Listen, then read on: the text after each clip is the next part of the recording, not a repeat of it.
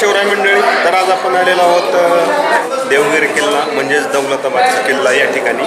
तर आता आपण जस्ट तिकीट वगैरे घेऊन एंट्री केलेली आहे आणि आता आपण चाललेलो आहोत किल्ल्याच्या आतमध्ये. तर शेवटपर्यंत तुम्ही आमच्यासोबत या व्हिडिओमध्ये राहा. आपण या व्हिडिओमध्ये पूर्ण किल्ल्याचं चित्रीकरण करणार आहोत. तर चला तर जाऊया आता किल्ल्यामध्ये.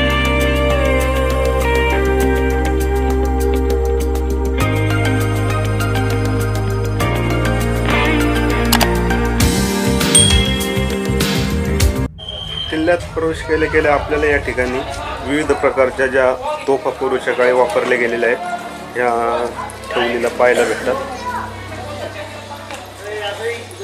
तर अतिशय सुंदर पद्धतीने या ठिकाणी या तोफा ठेवून मागे इतर साऱ्या किल्ल्यांची पण माहिती या ठिकाणी आपल्याला लावलेली पाहायला भेटते. जे प्रवेशद्वार आहे ज्यामधून आपण आतमध्ये येतो त्याचं आतून अशा प्रकारे आपल्याला हे चित्र पाहायला भेटतं.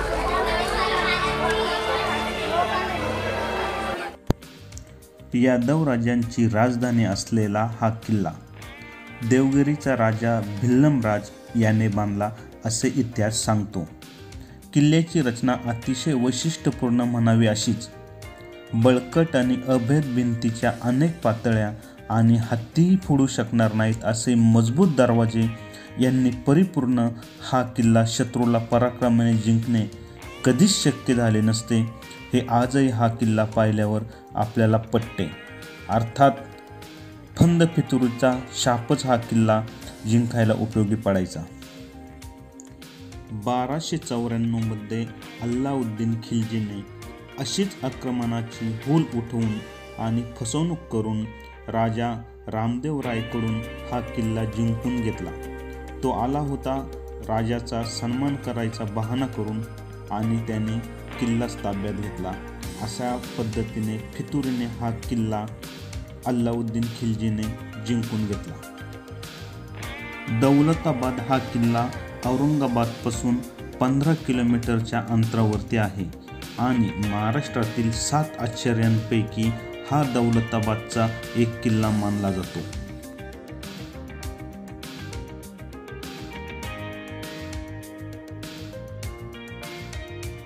खंदक ओलांडून यायला एकच पूल होता. तो शत्रू आला की उचलून घेतला जायचा.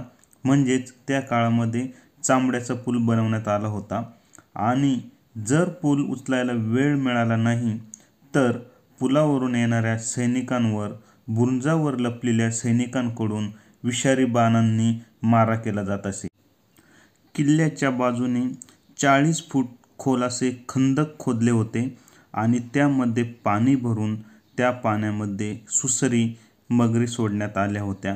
म्हणजे ह्या खंदकामधूनही शत्रूला किल्ल्यावरती येता येणार नाही अशी व्यवस्था ह्या किल्ल्यावरती केलेली आपल्याला पाहायला भेटते.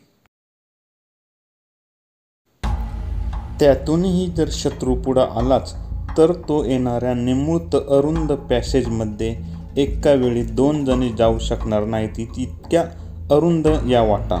शिवाय कुठली वाट कुठे जाते याचा पत्ता लागणे अशक्य, कारण येथे नुसता वाटांचा भूलभुलैया म्हणजेच माणूस परत फिरून पहिल्या जागी येणार. आजही या भूलभुलैया आपल्याला सहज गोंधळात पाडतात आणि हेच या किल्ल्याचे मुख्य वैशिष्ट्य आपल्याला या ठिकाणी पाहायला भेटते.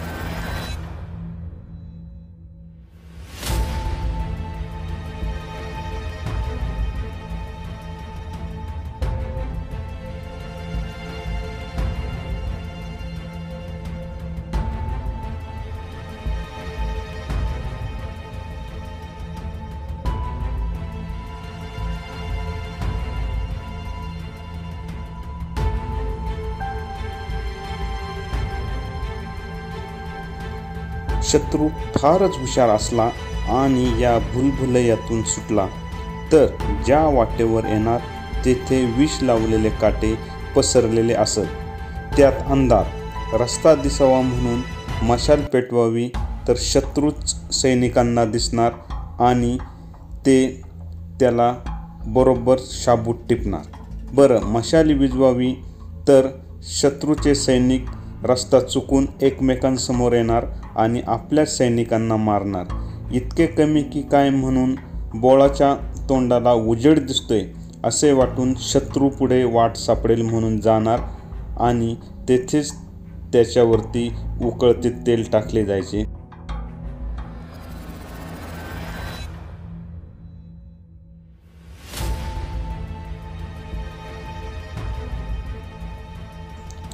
तेथील रस्ते इतके निसरडे की पुन्हा आपले खंदकात पडायला होणार.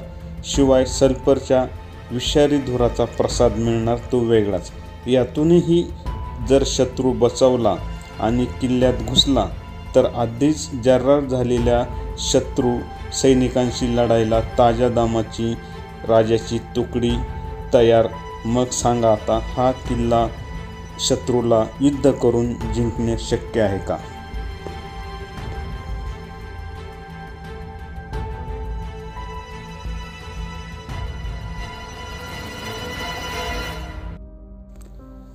देवगिरी किल्ला जितका अभेद आहे तितकाच प्रेक्षणीय सुद्धा आहे. या किल्ल्यावर असलेले 4 मिनार म्हणजे लोकांचे खास आकर्षण. 4 मिनार म्हणजे एक 30 मीटर उंचीचा सुंदर मनोरा आहे. अल्लाउद्दीन बहामनी शहाने 4 मिनारचे बांधकाम केले होते. या मनोऱ्याच्या आत पायऱ्यासुद्धा आहेत. त्यामुळे सर्वात वरती जाऊन देवगिरीचे सुंदर दृश्य आपल्याला पाहता येते. महाराष्ट्रातील तुर्की शैलीचा हा एक खास नमुना आहे. मनोऱ्याच्या चारही बाजूंनी बगीचा आहे.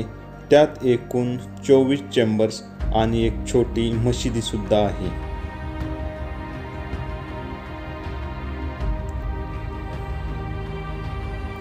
चार मिनारप्रमाणेच किल्ल्यावरती चिनी महाल, बारादरी, शाही निवास, स्नानघर, मनोरंजन खोल्या आणि एक मंदिरसुद्धा बघायला मिळते. देवगिरीच्या या सौंदर्यामुळे या किल्ल्यावर पर्यटकांची नेहमीच वर्दळ पाहायला मिळते.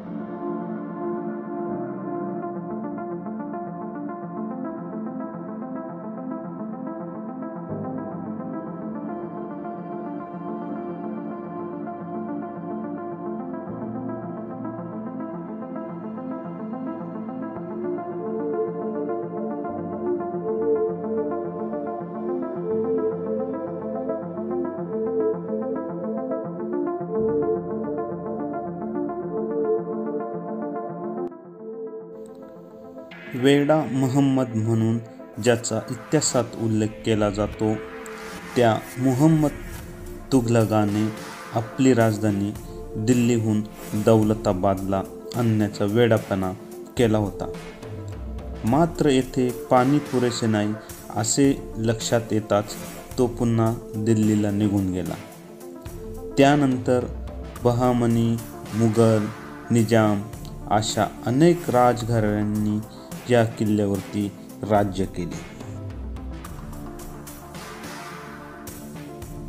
रामदेवरायांकडून हा किल्ला खिलजीने जिंकल्यानंतर खिलजीचा सरदार मलिक काफूरने या राजाच्या जावयाला म्हणजेच हरपलला जिवंत सोडून देवगिरीच्या वेशीवरती उलटे टांगले होते.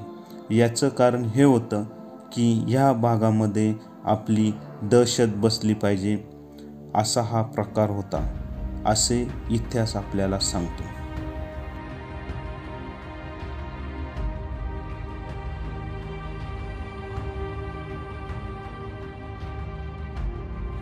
तर मित्रांनो, आपल्याला देवगिरी किल्ला या ठिकाणी स्थानिक एक आपले दादा भेटलेले आहेत. तर त्यांना आपण ह्या किल्ल्याविषयी थोडक्यात माहिती विचारू. तर सांगा दादा. माझं नाव मुकेश कोळेकर, मी राहणार औरंगाबादचा. हा किल्ल्यापासून भरपूर दिवसापासून येतो आम्ही इथं. म्हणजे खूप इथं रम्य वातावरण आहे, एकदम भारी किल्ला आहे. याविषयी एवढे 2 शब्द सांगू शकतो. धन्यवाद. जय शिवराय दादा. जय शिवराय. मोगल बादशाह अकबरच्या काळात मुघलांनी देवगिरीला जिंकून घेतले. तेव्हापासून देवगिरीवरती मुघल राजवट सुरू झाली आणि मुघल सम्राट औरंगजेब याने देवगिरीजवळच्या खडकी या शहराचे नाव बदलून औरंगाबाद असे केले. त्यानंतर औरंगाबाद ही अहमदनगर या प्रांताची राजधानी म्हणून ओळखली जाऊ लागली. देवगिरीचे आज दिसत असलेले बांधकाम पैकी बरेचसे बांधकाम मलिक अंबरच्या काळात झालेले आहे. औरंगजेबाचा मृत्यू होईपर्यंत हा किल्ला मुघलांच्या ताब्यात होता. त्यानंतर तो निजामाने जिंकून घेतला. या किल्ल्याची अभेद्यता हीच त्याची ओळख आहे. देवगिरी भारतातील सर्वात भक्कम किल्ला म्हणूनही ओळखला जातो.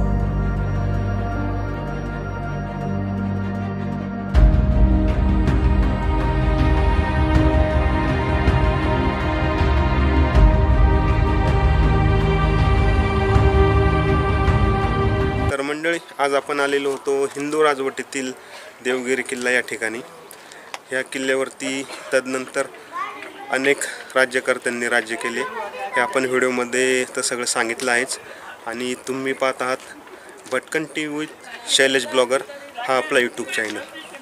तुम्ही जर अजूनही आमचा चॅनल सबस्क्राईब केला नसेल तर चॅनल सबस्क्राईब करायला विसरू नका. तर मंडळी, लवकरच भेटूया आपण अशाच एखाद्या ठिकाणी. तोपर्यंत आपल्या सर्वांना जय हिंद, जय शिवराय.